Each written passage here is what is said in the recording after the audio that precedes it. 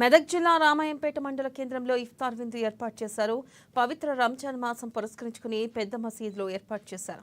ఇఫ్తార్ విందులో మల్కాజ్గిరి మాజీ ఎమ్మెల్యే మైనంపల్లి హనుమంతరావు ముఖ్య అతిథిగా హాజరయ్యారు. ఇక పవిత్ర రంజాన్ మాసం సందర్భంగా మసీదులో ప్రత్యేక ప్రార్థనలు నిర్వహించిన అనంతరం ఉపవాస దీక్ష విరమణ కార్యక్రమం చేపట్టారు. ఒకరికొకరు పళ్లు తినిపించుకుని ఉపవాస దీక్ష విరమణ కార్యక్రమాన్ని నిర్వహించారు. ఇక ముస్లిం మైనార్టీ సోదరులకు మైనంపల్లి హనుమంతరావు ముందస్తుగా రంజాన్ శుభాకాంక్షలను తెలియజేశారు.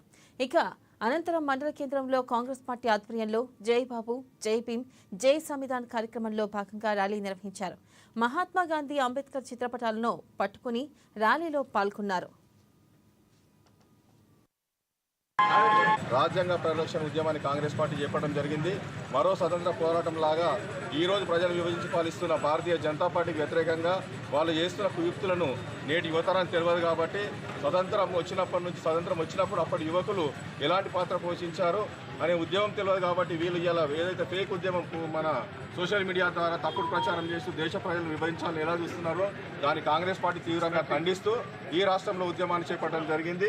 గ్రామాన రాజ్యాంగం అంటే ఏంది, రాజ్యాంగాన్ని ఎట్లా పరిరక్షించుకోవాలి, రాబోయే యువతరం వాళ్ళ బాధ్యతలు ఏంది, వాళ్ళ హక్కులు ఏంటి అని తెలియజేయడానికి కాంగ్రెస్ పార్టీ కంకణం కట్టుకుని ఈ రాష్ట్రంలో కూడా చేయడం జరుగుతుంది.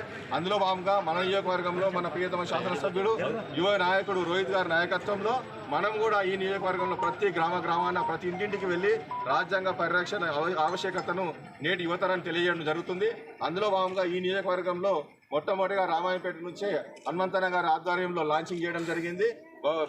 తర్వాత గ్రామంలో పట్టణంలో ఇంటింటికి వెళ్ళి చేయడం జరుగుతుంది. అదేవిధంగా అన్ని మండల కేంద్రాల్లో అన్ని గ్రామాల్లో కూడా రోహిత్ గారి ఆధ్వర్యంలో రోహిత్ గారి నాయకత్వంలో కాంగ్రెస్ శ్రేణులంతా ప్రతి